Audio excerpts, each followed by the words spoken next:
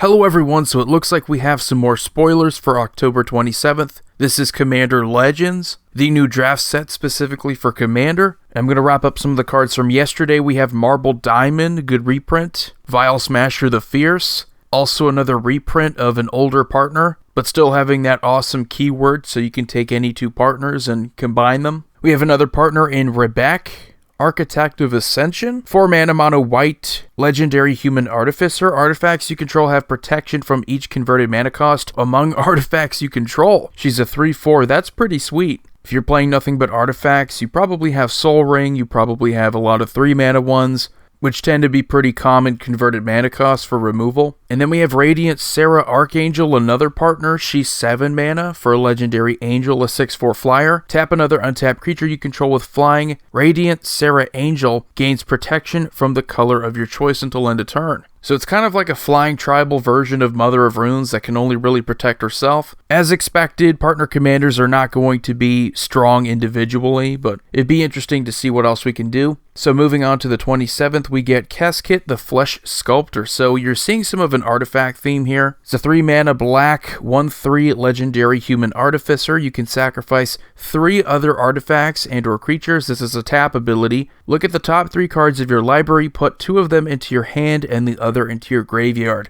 That's a pretty good draw ability, but you do have to sacrifice resources, so obviously good that this is a partner and not your only option for Commander. We have Charcoal Diamond, another good reprint. Sandstone Oracle is an awesome, underrated card. Very good for getting more card draw. We have Profane Transfusion, so I'm guessing, because we saw the blue one that was also a whopping 9 mana, that there's going to be a green, a red, and a white version. 2 target players exchange life totals. You create an XX colorless horror artifact creature token, where X is the difference between those players' life totals. That's pretty sweet. You can gain a bunch of life easily this way, and you get a pretty decent creature. Also nice if you're doing this for token synergies. There's a lot of token copying stuff that you can fool around with in the game. We have Exquisite Huntmaster, 4 mana, 4/2 Elf Warrior. When it dies, you create a 1/1 green Elf Warrior creature token. It has Encore 5. You can watch yesterday's video to find out quickly what Encore does. It's kind of like Myriad, but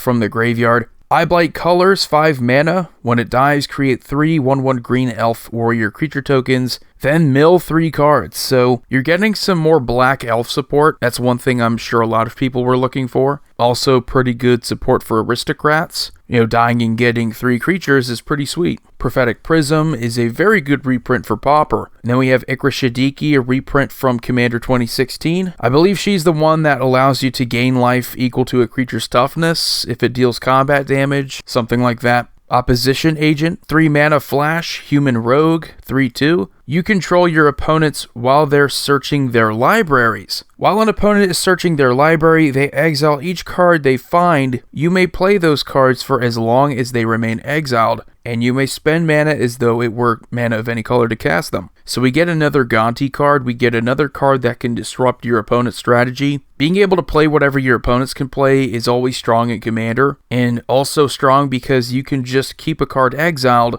You don't even have to play it. As long as you're getting rid of a combo piece, it's still going to be pretty good. We get Acidic Slime reprint, this time with extended art, so that's cool. And then we get the first new card that we need to translate. We get Blim, Comedic Genius, 4 mana, Rakdos colored imp with flying, a legendary creature. Whenever Blim deals combat damage to a player, that player gains control of a permanent you control of your choice. Then each player loses life and discards cards equal to the number of permanents they control but don't own. And the reason why I love Mythic Spoiler is that you get a card that's very similar in the Thesaurus. So Zedru the Great-Hearted is very similar to this. There's a benefit to having your opponents gain control of your cards. But with Zedru, it was just extra card draw and gaining life. With Blim, you're actually able to punish them this time. So not only are you going to keep giving them brutal cards, but you're also going to force them to lose a life and discard cards. So it's even better. Next card that needs a translation is Demonic Knowledge, a 3 mana enchantment in black. When it enters the battlefield, you draw 3 cards. At the beginning of your end step, you lose 2 life for each card in your hand. I think anytime you can just draw 3 for 3, it's going to be pretty solid. And I don't see having to lose a lot of life being a big deal. Chances are you're going to end the turn with fewer cards in your hand anyway. You're going to play around this pretty easily in Commander. And then we have Magus of the Order, 4 mana green human wizard, so another Magus, if you know anything about these. They're pretty much the creature versions of much better cards. They have pretty much the same ability. It's like you have Magus of the Moat, you have Magus of the Wheel. This ability is green, tap and sacrifice Magus of the Order and another green creature. Search your library for a green creature card and put it onto the battlefield. So as expected, you don't even have to really look far. Magus of the Order is the creature version of Natural Order. And then we have Kodama of the East Tree. This is another partner, 6 mana green legendary spirit. Whenever another permanent enters the battlefield under your control, if it wasn't put on the battlefield with this ability, you may put a permanent card with an equal or lesser converted mana cost from your hand onto the battlefield.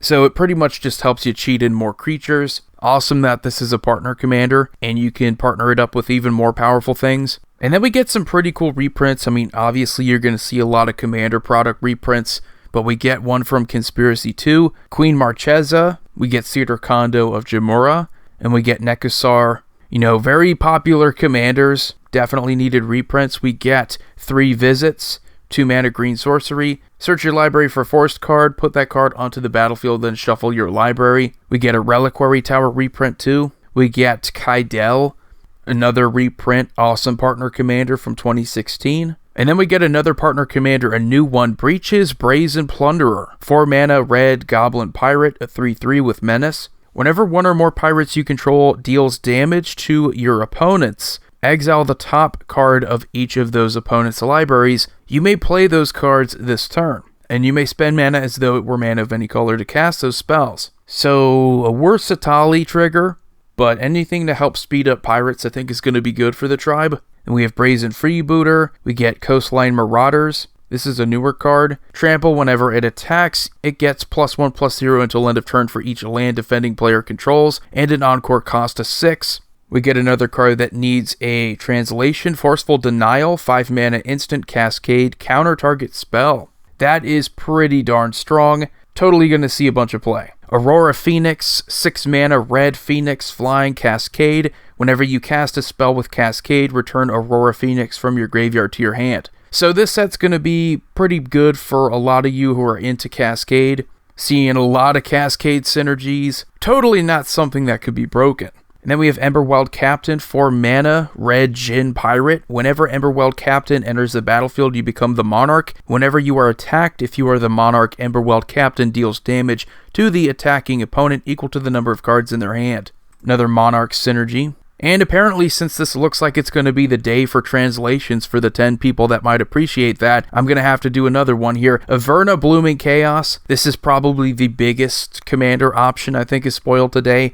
Teamer colors, legendary elemental shaman. While you cascade, you may put a land card exiled this way onto the battlefield tapped. So pretty much going to reward you, getting you more value. So for every single time you cascade, it means you could reveal several cards. One of those exiled cards could be a land. You're ramping yourself up. So if you can do this several times, you're going to get a bunch of lands. And then we get reprints of Silas Wren and Maelstrom Wanderer.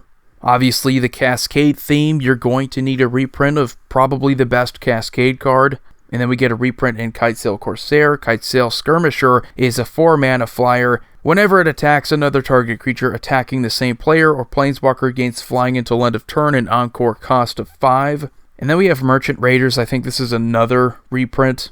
But we get a new pirate. We get Malcolm Keen-Eyed Navigator. Whenever one or more pirates you control deals damage to your opponents, you create a treasure token for each opponent dealt damage. Partner it up with the other pirate, and I think you have a pretty cool alternative to... Who's the Grixis colored pirate commander? But anyway, it's an alternative. So, yeah, that's going to do it for today's spoilers, October 27th. Hope you enjoyed it. Anyway, let me know what you guys think about this set. Seems like there's going to be a lot of Cascade. If you have a commander that can reward you, give you more lands each time you Cascade. Don't know if that's going to be a good option, but it does look like you're going to want it for a Maelstrom Wanderer deck at the very least. But anyway, you guys let me know what you think about this. Void here signing off. See you all next time.